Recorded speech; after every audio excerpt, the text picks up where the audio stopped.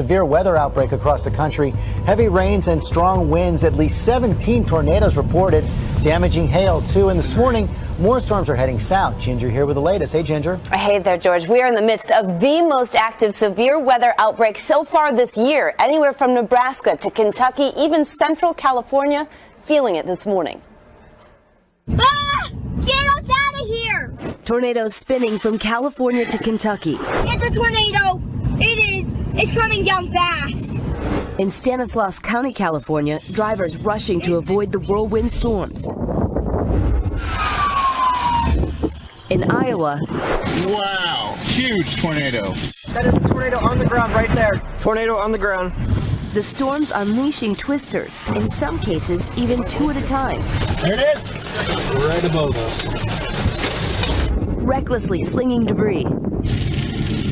This one rotating through central Illinois. Another hitting southeastern Nebraska. Holy oh my God. Swirling perilously close to homes. That's a legit tornado. In Omaha, hail smothering the roads. Most of it golf ball size. Pretty difficult to even walk out here. It's like walking on roller skates. And across the state line in Missouri, this explosive supercell churning out a tornado so fierce it blew out the windows of this church. Hey, check this out. We've buried the lead here at CBSN. This is dash cam video showing a streak of light, and I'm doing quote marks with my fingers, over Southern California skies Tuesday night. Witnesses across hundreds of miles reported seeing this green fireball. U.S. Strategic Command says it was likely not human-made. The bright object does not appear to be among the satellites it tracks. 1 + 1 + 1 = aliens. I'm just saying. I think it's the Never Trump movie. I mean, what is this doing in the C block?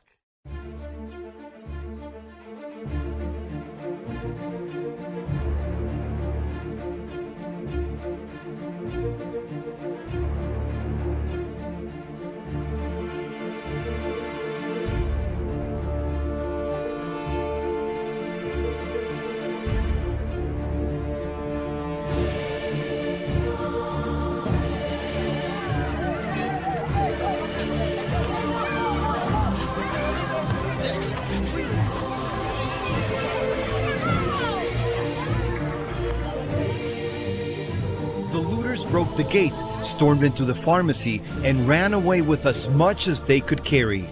De todo. They took computers and merchandise, owner Iris Bracho says. Police in the Venezuelan city of Maracaibo say they rounded up multiple suspects. In this highly polarized country, everything is explained in terms of politics. Delincuente. Criminals paid for by the opposition are bent on disrupting the country, this local official said. Tensions have risen in Venezuela since the government of President Nicolás Maduro issued several decrees to save energy. The extraordinary measures include 4-hour rolling blackouts and imposing a 2-day work week. The president says the blackouts are an emergency measure. Water levels at the dam that provides 75% of the country's electricity are at record lows due to a severe drought caused by the El Niño weather pattern. Here's a look at the drought conditions. You can see that darker shading of red for northern Venezuela. Exceptional drought conditions. The 2-day work week is already disrupting life for many. Venía a mi cita de pasaporte. Edgar Febrero learned the hard way when he tried to renew his passport. No government employees. I'm disappointed and angry, he says. They're systematically destroying the country.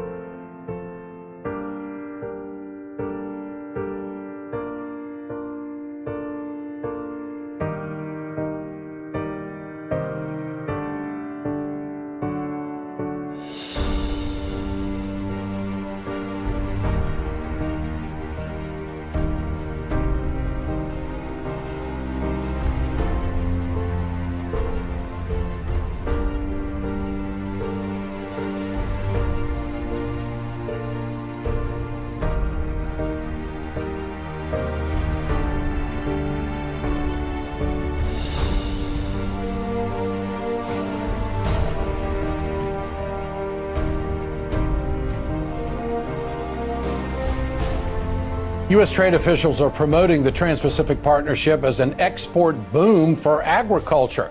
But National Farmers Union continues to stand strong in their defense of independent farmers and ranchers who will see little benefit if Congress were to pass this trade agreement.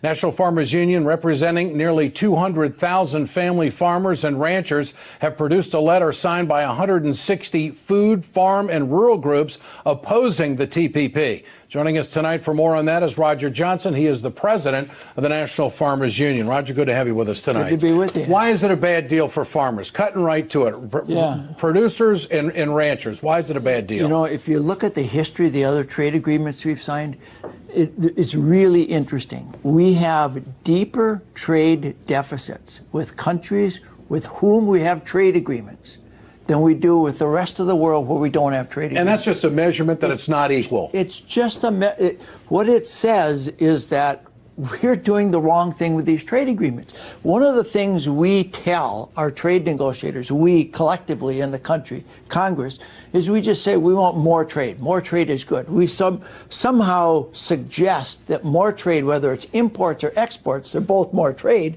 that it's the same thing. And they're not the same thing. Imports and exports are like deposits or withdrawals in your checking account, Ed. I mean, to say you want more money running through your checking account is all fine till you find out that there's going to be more withdrawals than there are deposits. So why aren't other countries taking our agricultural products? And I understand on the TPP we would be mandated to take so many of their agricultural products. Well, I mean, the fact of the matter is that there are incentives that are built into these agreements for other countries to sell us more and for us to get less of a less good deal when we sell to them. The biggest issue we have with trade agreements is that we end up with this deep trade deficit. It's something over $500 billion a year. That's millions of jobs that are outsourced to other countries, and it's a drag on our GDP of 3%.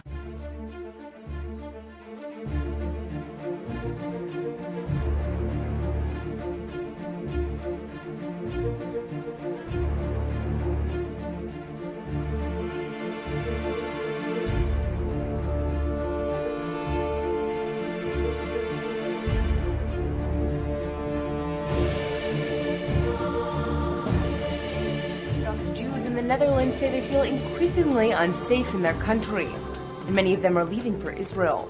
The Netherlands Center for Information and Documentation on Israel says that if Jews dress in a way that shows their Jewishness, they're more likely to become the victim of an anti-Semitic attack. The European Union also released a report saying that most Jews don't report anti-Semitic attacks. And the country's chief rabbi says that many in the Jewish community are considering removing mezuzahs from their doorposts because they identify them as Jewish. I want to turn now to Europe, where anti-Semitism is on the rise. It is being fueled by the massive influx of refugees from Muslim countries. The worsening situation is causing Jewish countries to consider their options. For the Jewish community, the refugee crisis is a huge problem. According to Israeli author Manfred Gerstenfeld, that's because most are Muslims, a group behind some of the most extreme hate crimes in Europe. Many of them are anti-Semites from the most anti-Semitic countries in the world. Gerstenfeld blames what he calls massive non-selective immigration from Muslim countries. And with the new influx of refugees from the Middle East, it's getting worse. Following last year's terror attacks in Copenhagen, one outside a synagogue, Israeli Prime Minister Benjamin Netanyahu made headlines by urging European Jews to come home to Israel. Thousands accepted the offer, and immigration from Europe to Israel spiked over the last 2 years. Now the attack in Brussels is causing Belgian Jews to consider their options. I'm seriously asking the question if I can stay here and if there's a future for my children here.